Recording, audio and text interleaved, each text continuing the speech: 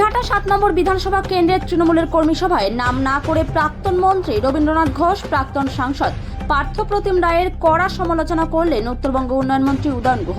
এদিন দিনহাটা 2 নম্বর ব্লকের নয়ারহাট হাই স্কুলের মাঠে এই কর্মী সভা হয়। উপস্থিত ছিলেন মন্ত্রী উদয়ন গুহ ছাড়াও সাংসদ জগদীশ চন্দ্র বর্মা বসুনিয়া, তৃণমূলের কোচবিহার জেলা সভাপতি অভিজিৎ দেব ভৌমিক, বিধায়ক সঙ্গীতা রায়, তৃণমূলের কোচবিহার জেলা চেয়ারম্যান গিরীন্দ্রনাথ বর্মন, দিনহাটা পুরসভার চেয়ারম্যান অপর্ণা দে নন্দী। এদিন সভায় বক্তব্য রাখতে গিয়ে উত্তরবঙ্গ উন্নয়ন মন্ত্রী উদয়ন গুহ কি বললেন শুনে নেব। দেখছি কুচবিহার থেকে শুরু হয়েছে, হিপিকে বলবো কিছু কিছু লম্বা লম্বা বেটে বেটে সরু সরু নেতা রাস্তায় নেমে পড়েছেন, হাওয়ায় তাল গাছের মতন, ওই নারকেল গাছের মতন, সুপুরি গাছের মতন দুলছেন।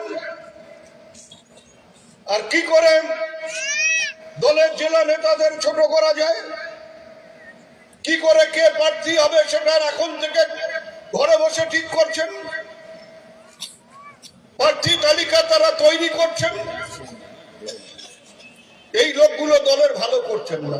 কালকে একটা দেখছিলাম, 4 জনের ছবি দিয়েছে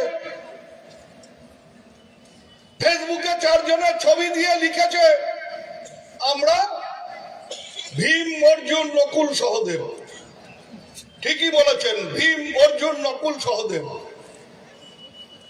যুধিষ্ঠির নেই, কারণ যুধিষ্ঠির হওয়ার মতন সাহস আপনাদের নেই, যুধিষ্ঠির হওয়ার মতন সততা আপনাদের মধ্যে নেই, যুধিষ্ঠির হওয়ার মতন মানসিকতা আপনাদের নেই। তাই আপনারা ভীম, অর্জুন, নকুল, সহদেব হয়ে থাকুন।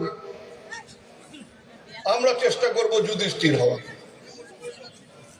আমাদের এমএলএদের তো তিনি অনেক দিন আগে বলে দিয়েছেন, এমপিদের তিনি অনেক দিন আগে বলেছেন যে ওটা দেখবার জন্য আমি আছি, অর্থাৎ মমতা বন্দ্যোপাধ্যায় আছে, তোমাদের মাথা গলাতে হবে না।